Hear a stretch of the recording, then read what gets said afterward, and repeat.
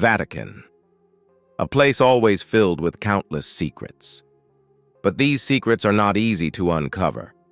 We're talking about betrayal, hidden corruption, and a terrifying truth that could shake the very foundations of the Church. These dark stories have always been kept hidden, but today we are about to explore what lies behind the ancient walls of the Vatican. And at the heart of these discoveries is the Pope. What exactly did Pope Francis find? What secrets could be so devastating that even an organization that has existed for 2,000 years might never recover from them? We are about to find out the answer. Stay tuned. Don't forget to leave a comment with a 1 if you sympathize with Pope Francis, or a 0 if you have a different opinion. Share your thoughts with us. Make sure to like and subscribe to the channel so you won't miss what happens next, where we will reveal all the secrets in this story.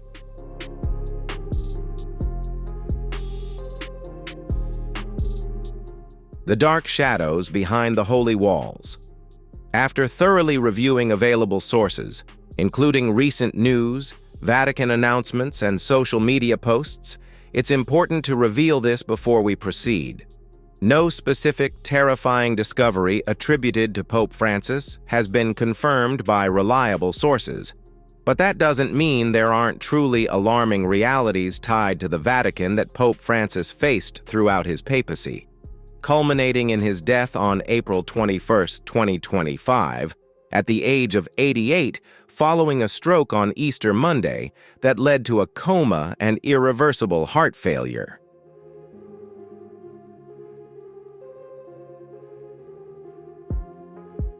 The first focus is on what many consider to be the most devastating scandal in modern Catholic history, the global priest sexual abuse crisis, perhaps the most troubling and fully documented dark discovery related to the Vatican in recent decades. This systemic failure not only revealed individual crimes, but also entrenched patterns of institutional cover-ups that reached the highest levels of church authority.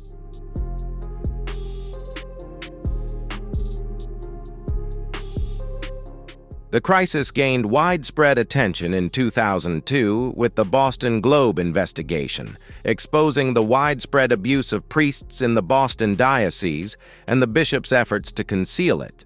This investigation led to global revelations, with thousands of victims reporting abuse over many decades in countries such as the United States, Ireland, Australia, and Germany.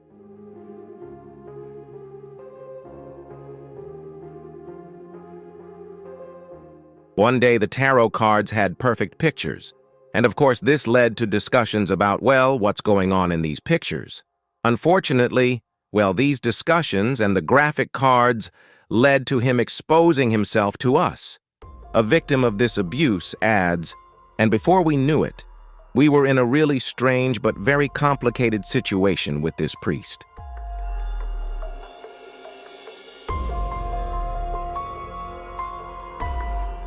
What makes this especially frightening is that documents from the Vatican, including those from the Vatican Apostolic Archive, reveal that the Church had known about abuse allegations for decades.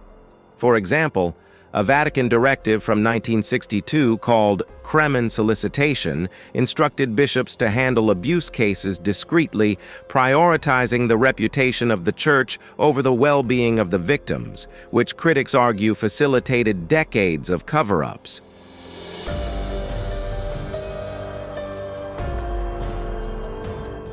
In 2018, a report from the Pennsylvania grand jury documented over 1,000 victims abused by 300 priests in 6 dioceses with evidence of systematic cover-ups by church officials. Similar reports in Ireland, such as the 2009 Ryan Report, and in Australia, uncovered the horrific abuse within Catholic institutions spanning generations.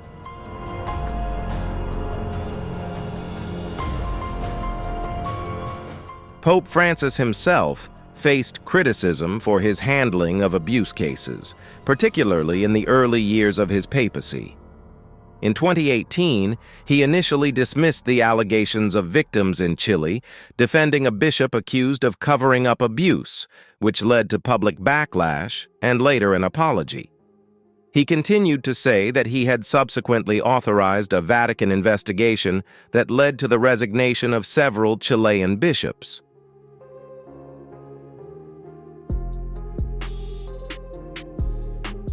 In his memoir, Hope, published just before his death in 2025, Pope Francis addressed the Theodore McCarrick scandal, where the former cardinal was criticized in 2019 for sexual misconduct. Theodore McCarrick, a former powerful leader in the Catholic Church and former Archbishop of Washington, was stripped of his title. Francis stated that he did not know about the allegations until 2018, although critics argue that the Vatican had known earlier.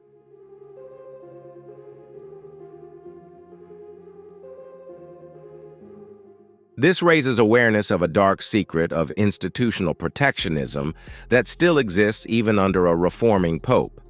During his papacy, Francis implemented reforms such as Vos Estis Lux Mundi in 2019, which required reporting abuse and cover-ups. He also opened the Vatican's archives on Pope Pius XIV to researchers in 2020, partly to address historical accountability. However, critics argue that these steps were not enough to address the scale of the crisis that has been unfolding across continents and generations. The second major scandal cast a shadow over the Vatican related to the Vatican Bank's shady financial dealings.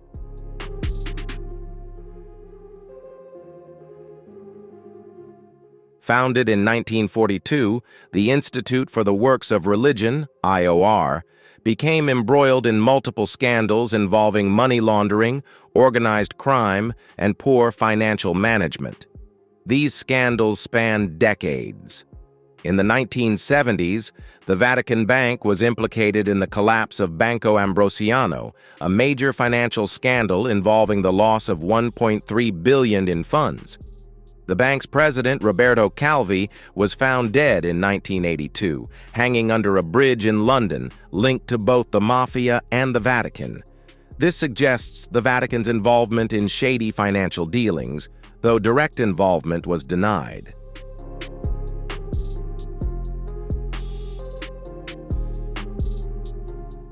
For years, allegations have surfaced that the Vatican Bank facilitated money laundering for organized crime, exploiting its status as a sovereign entity exempt from international banking supervision. A 2013 case saw a priest arrested for attempting to launder millions of euros through the bank for the mafia. More recently, in 2020, Cardinal Angelo Bettu was embroiled in a scandal involving a $200 million real estate deal in London financed through Vatican accounts, including charity donations.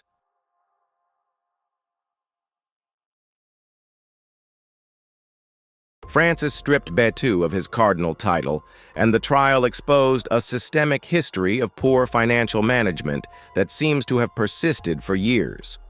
A 2024 book by Archbishop Sergio Pagano, director of the Vatican Apostolic Archive, revealed that in 1922, the Vatican's treasury was found empty after the death of Pope Benedict XV, highlighting a century-long pattern of financial irresponsibility. Pope Francis prioritized reforming the Vatican Bank during his papacy, firing corrupt officials and hiring external auditors to increase transparency. His efforts exposed deep-seated corruption, which itself could be seen as a dark discovery of systemic greed in the Vatican's financial structures.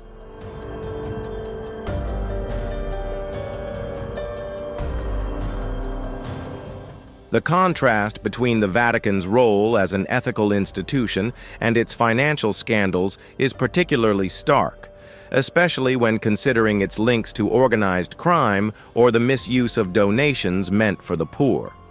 The lack of transparency has fueled awareness of shady dealings still ongoing, even as Francis attempted to implement reforms.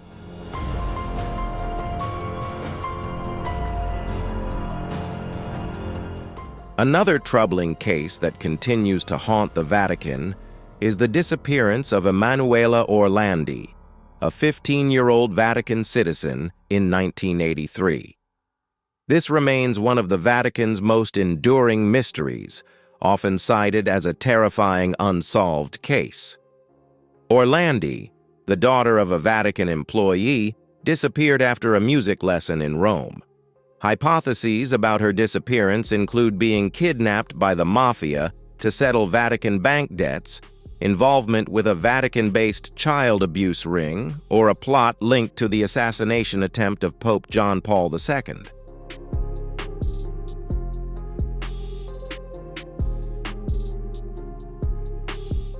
In 2019, excavations beneath the Vatican uncovered human bones while searching for Orlandi's remains, sparking widespread speculation. The Vatican claimed the bones were from older graves, but the case was quickly downplayed, causing skepticism and suspicion. You have a young girl suddenly disappearing without a trace on a street in Rome. The fact that she had ties to the Vatican only adds to the intrigue. A 2022 Netflix documentary titled Vatican Girl reignited interest, presenting evidence such as testimony from a former mafia associate implicating Vatican clergy. In 2023, Francis allowed a new investigation to take place at the Vatican, but no significant breakthroughs have been reported.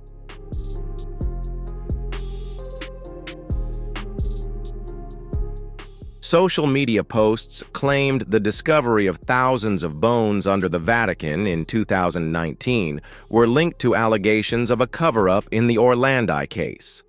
Although these claims have not been confirmed by reliable sources, the unresolved nature of the case, coupled with accusations of complicity or cover-up by the Vatican, creates a chilling narrative that continues to provoke speculation.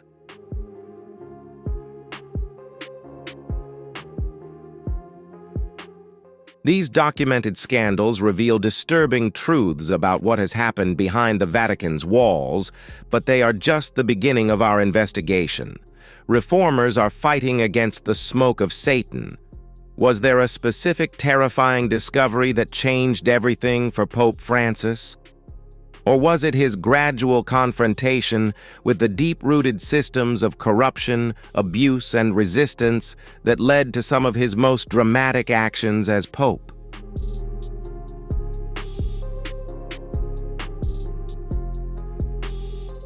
To understand Pope Francis's battle against what one archbishop called the smoke of Satan within the Church, we must consider what some senior clergy have revealed about the inner workings of the Vatican.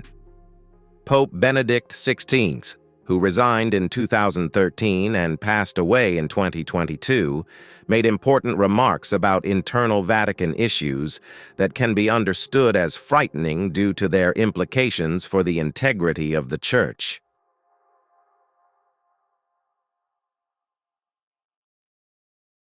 In 2010, during a flight to Portugal, Benedict admitted that the clerical sexual abuse crisis was a deep wound within the Church, stating, "The greatest persecution of the Church does not come from enemies outside, but from the sin inside the Church." He described the abuse scandals as a truly terrifying revelation of the Church's internal failures, emphasizing the need for repentance, purification, forgiveness, and justice. His comments were made in the context of global revelations exposing clergy abuse and institutional efforts to cover it up.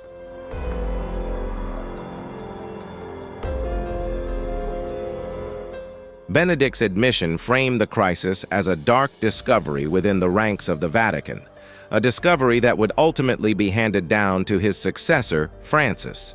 The 2012 Vatican leak scandal further cracked the secretive shell of the Vatican.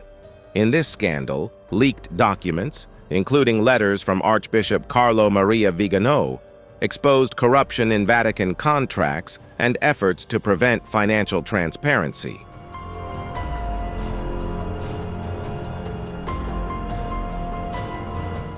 Vigano claimed he was transferred to the United States for exposing the rising costs of Vatican operations. Benedict's butler, Paolo Gabriel, was convicted of stealing documents and claimed he acted to fight the evil and corruption in the Vatican. If Paolo Gabriel acted this way, it's likely that a very important person persuaded him to do so.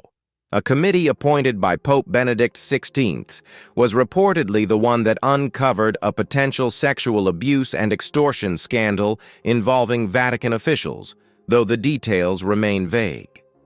Pope Francis later confirmed a stream of corruption and a gay lobbying group within the Vatican in 2013, showing that these underlying problems had existed before his papacy, but that they would require his attention.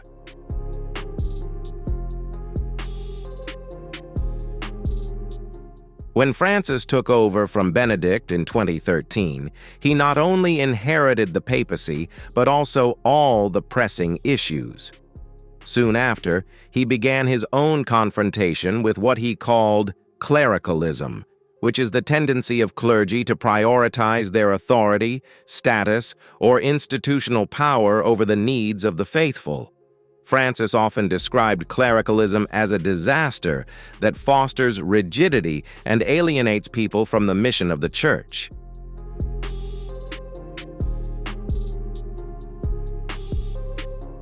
In his annual Christmas address to Vatican leaders, Francis made a direct critique of clericalism, describing it as a barrier to a church that should be vulnerable, painful, and close to the people. In a 2014 speech, he listed 15 ailments of the healer, including Alzheimer's mentally and the terrorism of gossip, criticizing tendencies behind rigid rules and bureaucratic systems rather than serving humbly.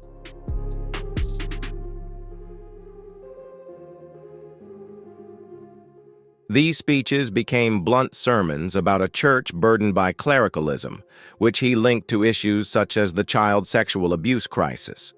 In his 2023 Christmas speech, he warned that clericalism desecrates and corrupts the face of the Bride of Christ, urging Vatican officials to reject self-referential power and embrace humility. Perhaps Francis's most significant confrontation with corruption in the Vatican came during the reform of the Vatican Bank. He restructured the Institute for the Works of Religion, the Vatican Bank, long criticized for money laundering and shady transactions. His efforts included firing corrupt officials and increasing transparency, which exposed deep-rooted financial misconduct.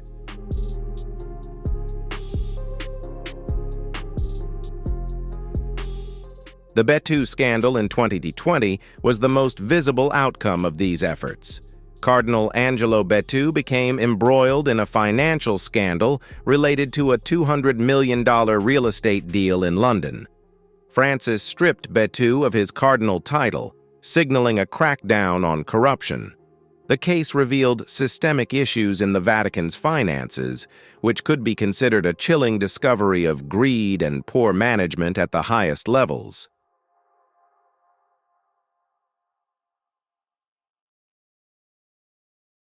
In August 2018, Archbishop Carlo Maria Vigano, a former Vatican diplomat, published an 11-page letter accusing Pope Francis and other Vatican officials of covering up sexual abuse allegations against former Cardinal Theodore McCarrick.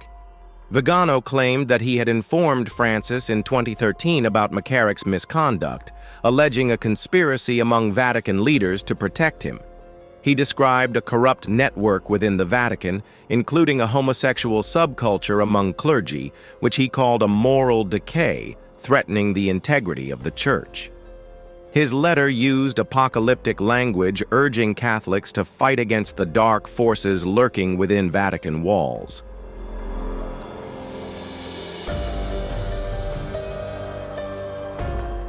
A 2020 Vatican report dismissed many of Vigano's claims, clarifying that Pope Francis acted decisively once credible evidence against McCarrick was presented. However, Vigano's allegations attracted significant attention from conservative Catholics, amplifying perceptions of a sinister cover-up reaching to the highest levels of the church hierarchy.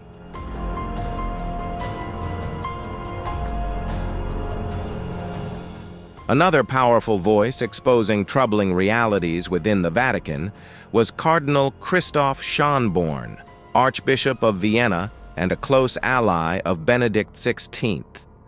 In a private meeting with reporters in 2010, Schönborn criticized Cardinal Angelo Sodano, then Dean of the College of Cardinals, for blocking an investigation in the 1990s into sexual abuse allegations against his predecessor, Cardinal Hans Hermann Groher. Schönborn accused Sodano of dismissing the abuse allegations as trivial, revealing a culture of denial within the Vatican hierarchy. He suggested that Cardinal Joseph Ratzinger, later Pope Benedict XVI, was the only voice pushing for accountability, implying that powerful figures within the Vatican had concealed abuse to protect the Church's image.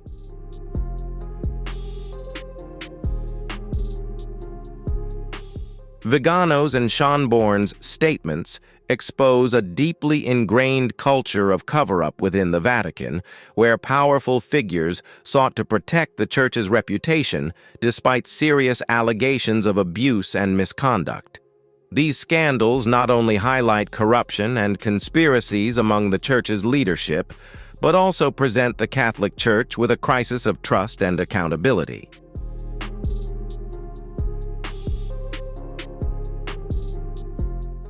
The passage paints a picture of internal resistance within the Vatican, particularly in the face of serious scandals. This resistance was something Pope Francis inherited and had to combat when he assumed the papacy. His battle against corruption, abuse, and entrenched opposition further complicated the reforms he sought to implement. From cover-ups of sexual abuse allegations to the protection of power structures within the Church, this resistance was not only a moral issue, but also a structural one.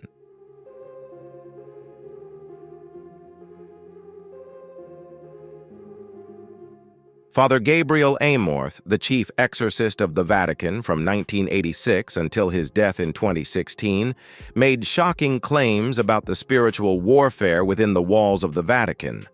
He stated that Satan tempts everyone, especially those in positions of power: politicians, athletes, and of course, religious leaders. He suggested that the devil is active in the Vatican, accusing some clergy members, including cardinals, of being influenced by demonic forces. Although these claims were extreme and lacked concrete evidence, they reflect a strong belief that negative supernatural forces are at work within the Vatican.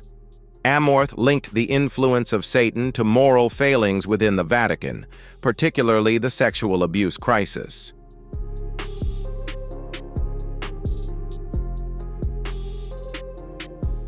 In his book Memoirs of an Exorcist, Father Amorth detailed his belief that satanic rituals were taking place in Rome, although he did not provide any specific proof. While these statements remain controversial and unverified, they represent the extremity of accusations about darkness within the Vatican. These claims likely influenced Pope Francis as he worked to reform the institution, underscoring the sense of internal conflict and the pervasive presence of evil within the Church.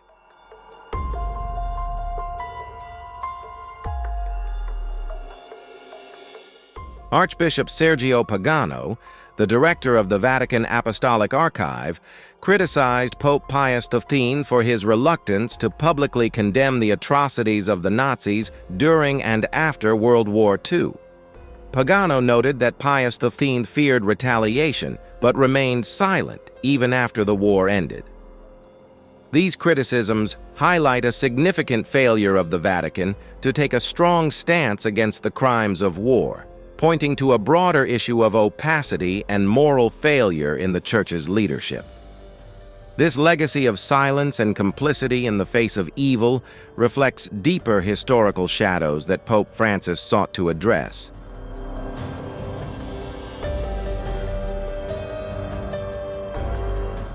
These various elements combined present a Vatican struggling with its internal darkness.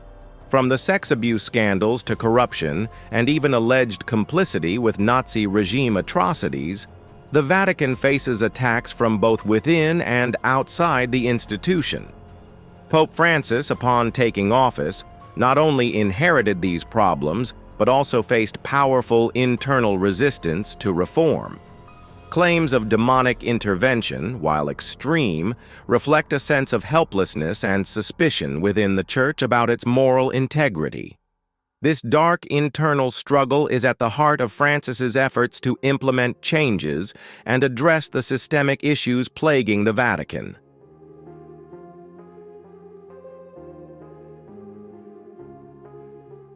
This revelation, drawn from newly opened archives in 2020, highlights a dark moral decay during the Holocaust period.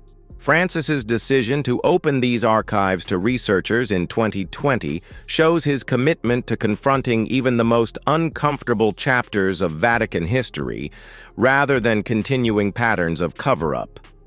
In the context of these scandals, cover-ups, and resistances, Pope Francis positioned himself as a determined reformer committed to cleaning house.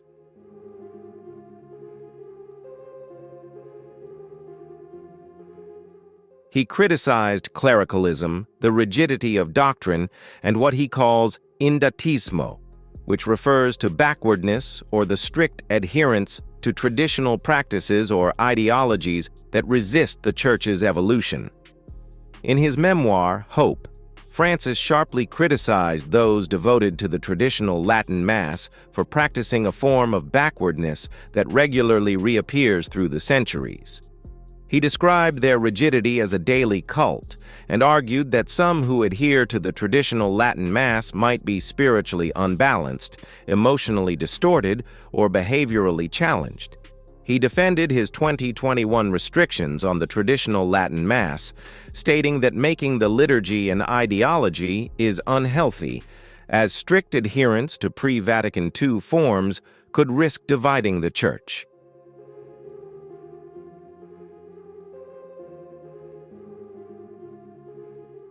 Francis's reforms, his confrontation with corruption, and his efforts to address historical wrongs suggest that rather than one singular dark discovery, he has been engaged in a continuous battle against what he perceives as destructive forces within the Church. These forces have been allowed to persist across many generations. However, his efforts have met fierce resistance from traditionalists within the Church. The resistance, conspiracy, and the truth about Francis's legacy. The opposition to Pope Francis's reforms has not only come from anonymous forces, but also from high-ranking officials within the Church. Some cardinals, bishops, and priests have publicly criticized or subtly undermined his efforts to create a more inclusive and transparent Vatican.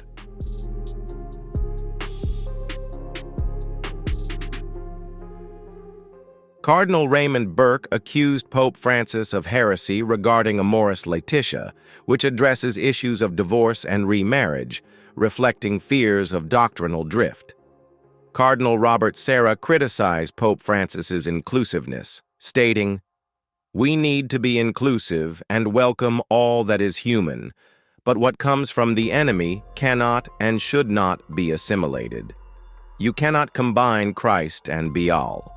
5 cardinals, Walter Brandmüller, Raymond Leo Burke, Juan Sandoval Iñiguez, Robert Sarah, and Joseph Zen submitted formal questions known as dubia about issues like same-sex unions and the ordination of women.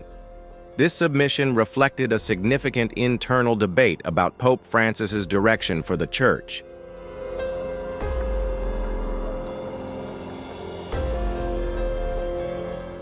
Bishops also joined the resistance.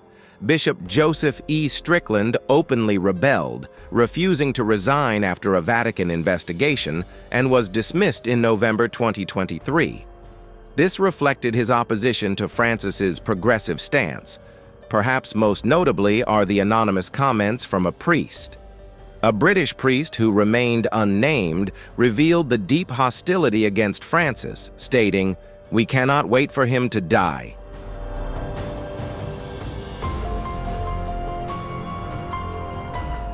What we say privately cannot be printed. Whenever two priests meet, they talk about how bad Bergoglio is. He is like Caligula. If he had a horse, he would make it a cardinal. An archbishop from Kazakhstan criticized Francis's views on divorce and homosexuality, saying they allowed the smoke of Satan to enter the church. Meanwhile, 62 disillusioned Catholics, including a retired bishop and a former Vatican bank director, published an open letter accusing Francis of 7 counts of heretical teaching.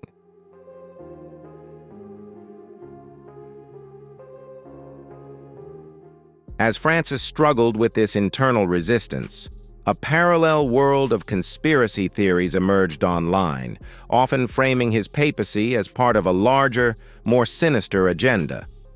These theories, though lacking reliable evidence, gained attention through social media and fringe websites. Vigano, once a respected diplomat of the Vatican, embraced broader conspiracy theories after his initial accusations about McCarrick.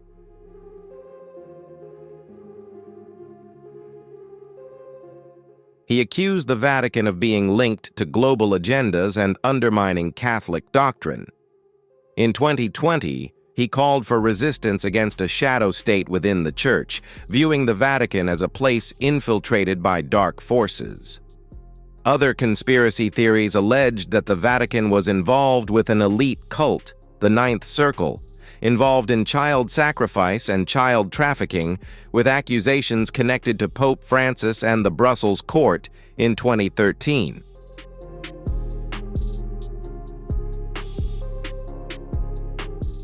These claims are unfounded and originate from unofficial sources without confirmation from reputable media outlets. A 2024 social media post alleged a military raid on the Vatican Bank that seized $10 trillion related to trafficking, but no reliable news report supported this claim. Similarly, there are theories suggesting that the Vatican Apostolic Archives conceal evidence of extraterrestrial life, the descendants of Jesus Christ, or the Illuminati.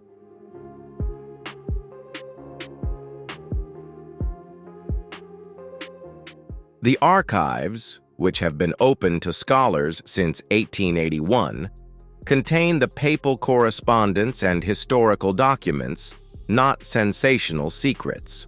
What is the truth behind these wild claims? The lack of any specific credible reports of a terrifying discovery from reliable sources clearly indicates that the initial claim has no factual basis. No major news outlets, including Vatican News, AP, BBC, or the New York Times, have reported on any such singular revelation. The timing and context of the papacy and the death of Francis also contradict the story of a last-minute discovery. Francis passed away on April 21, 2025, and the subsequent focus on his funeral and legacy has dominated recent news.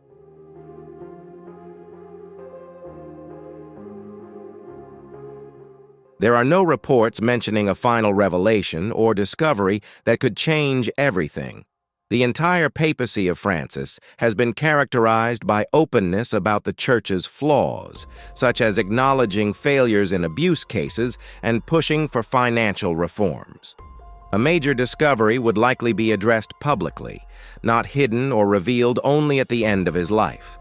If we look beyond the sensational headlines to the actual words and actions of Francis, we see a pope genuinely troubled by what he witnessed at the Vatican, but he approached these issues with a reformist mindset rather than apocalyptic rhetoric.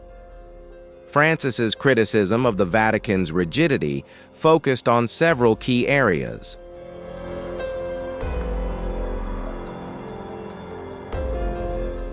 Clericalism as a rigid, self-serving culture that alienates the faithful, doctrinal rigidity, and backwardness against the reforms of Vatican II.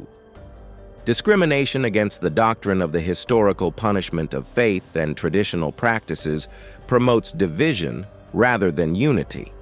His comments, found in sources such as his memoir, Hope, speeches to the Curia, and interactions with Jesuit priests, reflect a consistent drive for a less rigid church, one that includes more people.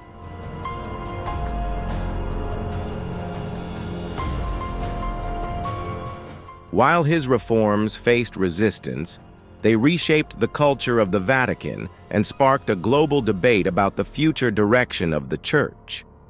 This urgency regarding environmental issues reflects another way in which Francis challenged the traditional priorities of the Vatican, focusing on contemporary crises rather than maintaining religious traditions.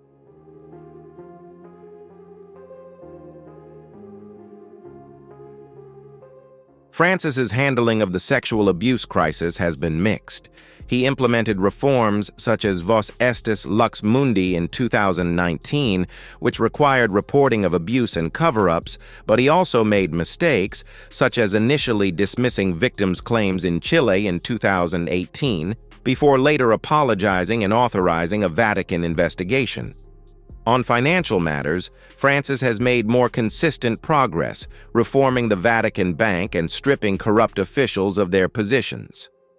The Betu scandal proved that he was willing to hold cardinals accountable for financial misconduct.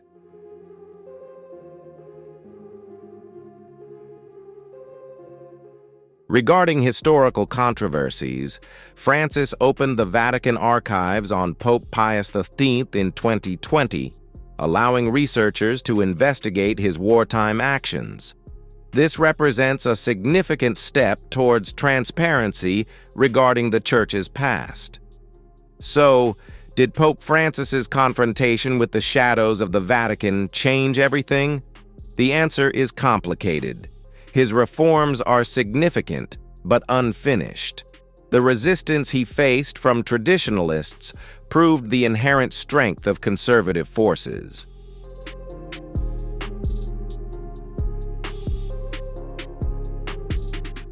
Many of his initiatives, such as financial reforms and inclusivity for minority groups, represent real changes in the culture and priorities of the Vatican. However, the deeper issues he faced, clericalism, abuse, financial corruption, and rigid traditionalism, remain ongoing challenges for the Church. His death in 2025 left these reforms unfinished, with the upcoming synod likely to debate the legacy of loosening strictness versus preserving his tradition. Perhaps the most accurate assessment is that Francis began a process of change rather than completing one.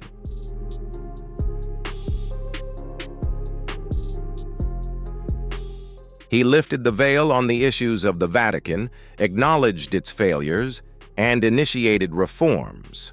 However, the comprehensive transformation of this ancient institution remains an ongoing project. In summary, there is no evidence to suggest that any startling discovery by Pope Francis changed everything. Instead, his papacy represents a gradual confrontation with long-standing issues within the Vatican.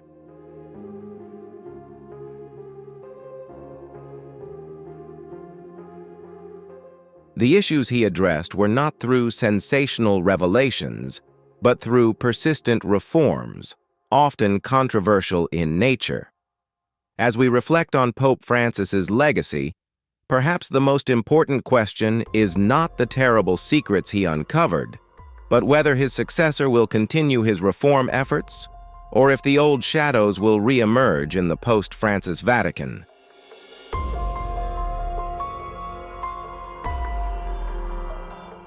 What do you think about the reforms of Pope Francis? Do you believe his successor will carry on and continue this challenging journey? Don't forget to leave a comment with a 1 if you sympathize with Pope Francis, or a 0 if you have a different opinion. Share your thoughts with us. Remember to like and subscribe to the channel so you don't miss what happens next, where we will reveal all the secrets in this story. Thank you for watching the video. See you in the next ones.